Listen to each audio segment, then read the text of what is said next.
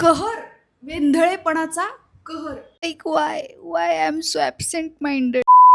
This is Swanandi, totally Swanandi. Welcome to day 3.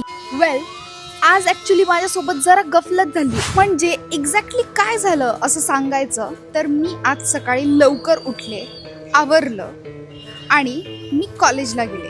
आणि कॉलेजला गेल्यानंतर मला समजलं की वेट, आज तर कॉलेजच नाहीये.